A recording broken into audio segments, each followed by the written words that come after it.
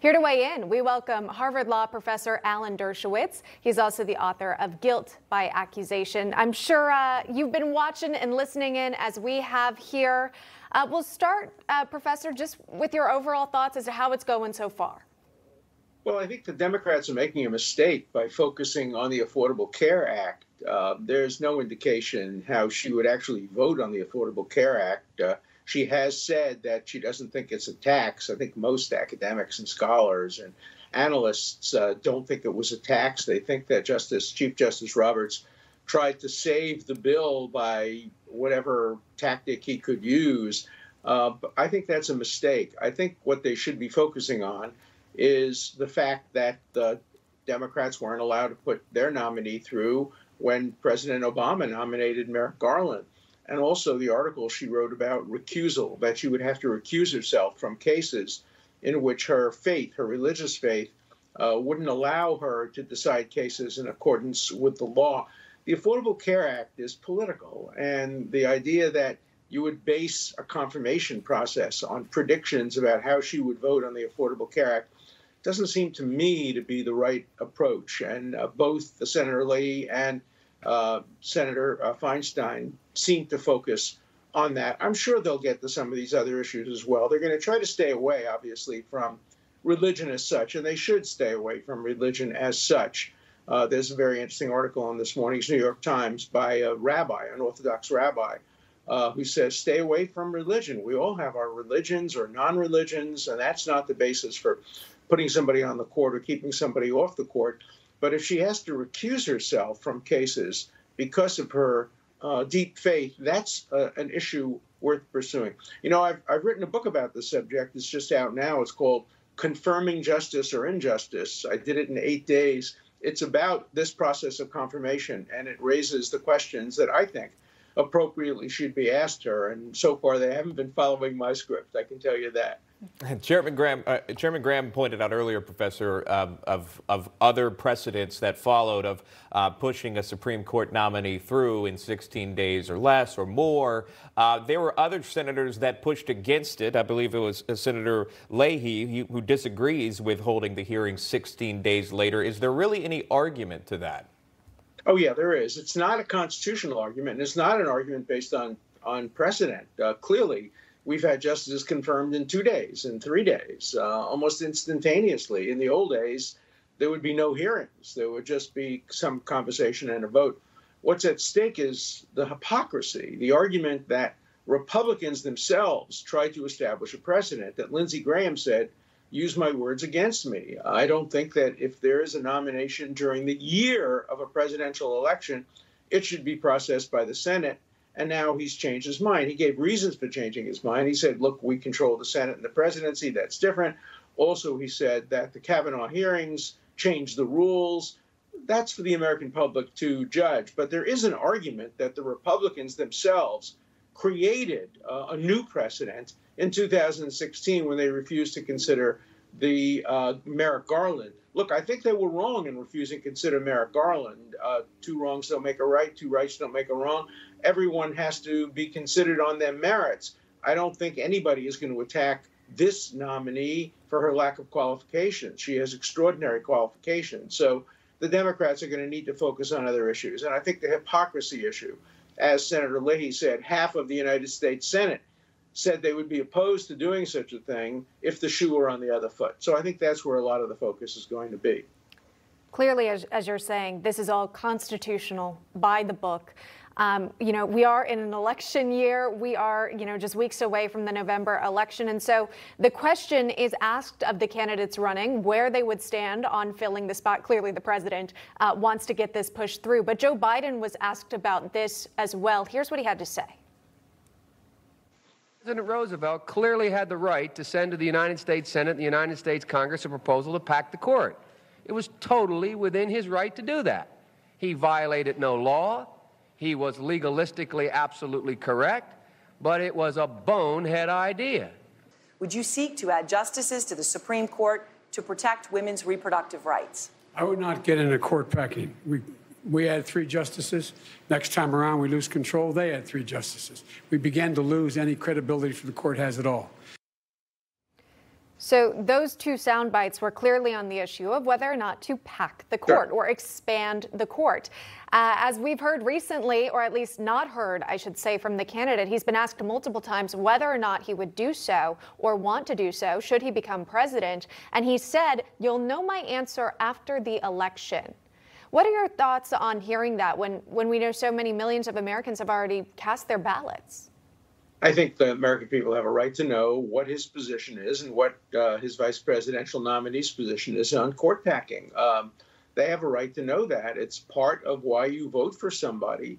My own suspicion is he would not be in favor of packing the court, but he doesn't want to say that now because he's afraid of AOC and the others on the squad and the hard left who want to pack the court. There was an op-ed in the New York Times the other day by a writer saying, what's wrong with packing the court? So we have 37 justices or 24 justices or 17 justices. It just makes the Supreme Court more part of the political system. Well, that's what we don't want. We want an independent Supreme Court that serves as a check and balance on the popularly elected branches. And so I think keeping the justices at 9 is consistent with what we've been doing for the last 150 years. And I think that all candidates have an obligation to state their views on that and other important issues that affect the American public. I believe we have another sound clip, too, from the debates on this very topic. Let's play that. We'll chat. Senators know how strongly you feel. Vote now. Are you gonna pack the Make court? sure you, in fact, let people know He doesn't want you're a to answer the senator. question. I'm not going to answer the question Why because wouldn't you answer that because question? the question You want to put a is lot of the new question Supreme Court is justices, the radical question, left. Will you shut up, man? Listen, who is on your list, Joe? Oh, yeah, there's a laughable moment there as well, obviously. But then there is that question. Obviously, the moderator didn't really push it. The president had to push it on his own. You saw that there. But again, the question is avoided. Biden avoided it over the weekend once again with a local reporter saying the voters don't deserve to know. That's verbatim. Well, I think that he has the right not to name his list. I think that's a fair point. But I don't think he has the right not to disclose his views on court packing when that has become a central issue in this campaign. But it's no win for him. If he says he's against court packing, he will lose some of his radical supporters. If he says he's in favor of court packing, he may lose some of his more centrist supporters. So he'd rather stay away from the issue. But when you run for president, you can't duck issues like that. Let's head back to Capitol Hill, where, of course, the Senate Judiciary Committee is beginning their hearings for the confirmation of Amy Coney Barrett.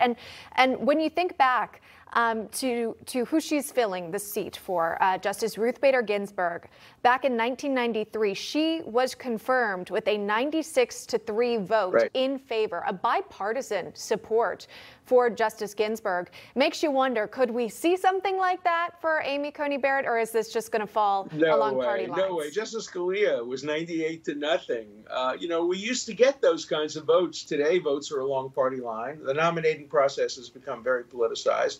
It's become part of the campaign on both sides. And I think we're seeing the end of confirmation by consensus that used to be the way in which we would confirm our justices. Yeah, we continue to watch. Senator Durbin there speaking of Illinois, and these hearings are going to continue. They're giving the opening arguments there. I can't hear what he's saying, so I don't know what argument he's giving. But the past Democrats we've seen, and this is something you pointed out to in the beginning of this segment, is that it seems to be the argument is the Affordable Care Act as far as voting no for Amy Coney Barrett. And you wondered what card would be played by the Democrats so far. That seems to be one of them. But here's my question for you. On the fourth day, they're set to have witnesses during these hearings. Who might they bring in? Well, that's the question. Will they bring in the co-author of the article she wrote about recusal? Will they bring in people who need affordable care? What they're hoping to do is chip away and get 1 or 2 more Republican senators who may be running for re-election in states where the Affordable Care Act is highly popular. And what they're trying to do is perhaps persuade 1 or 2 Republicans to say, we really don't want to confirm somebody who's going to make health care unavailable to people with preconditions. That, I think, is the strategy. I don't think it will work. Do you think it's about public opinion at this point, or is it really about swaying Republican votes? I think both. I think it's Republican votes. All they need is 2 votes, maybe even 1 vote, because, it is not settled law that the vice president can cast the deciding vote in a tie vote on a confirmation. It's probably the right approach, but it's not settled absolutely. And if the Democrats could get a 50-50 vote, at least they'd have an argument to put forward. But what they're trying to do is use public opinion to persuade some senators who are on the fence, perhaps, to vote against this process and to vote against the nominee for fear that they would lose health care for their constituents. I don't think it's a winning strategy, but maybe it's all the Democrats have at this point. I want to flash back for a moment 3 years ago when Judge Barrett was being confirmed, undergoing confirmation hearings for the circuit judge on the U.S. Court of Appeals for the 7th Circuit. And she had a hearing with Senator Dianne Feinstein, who we heard from at the beginning of today's hearing. Here's what the senator had to say back then. Do you consider yourself an Orthodox Catholic? I am a Catholic, Senator Durbin. The dogma lives loudly within you, and that's of concern. So that was a concern back then. We heard from the senator today. She did not do the same approach here in regards to the hearing. Was that strategic? Oh, absolutely. First of all, what she did was virtually unconstitutional. The Constitution says no religious test shall ever be required for holding office. And you can't, if you're a senator, say the dogma lives loudly within you and that's of concern. That really violates the religious test requirement. Second, it backfired. It made her into the most popular conservative judge in the country.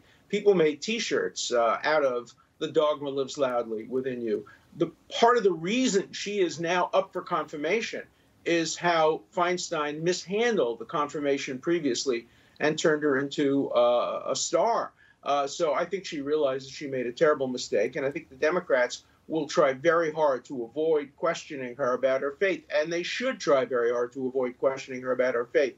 But they can question her about her policy regarding recusal, because she wrote about that in a brilliant article, by the way, in, I think, 1998 in a law review, in which she and a co-author talked about whether very religious Catholics who feel bound by the teachings of the church on abortion and on capital punishment might have an obligation to recuse themselves if the law conflicts with their deeply held faith. That's an appropriate question to ask if it's limited to recusal and not a criticism of the faith itself.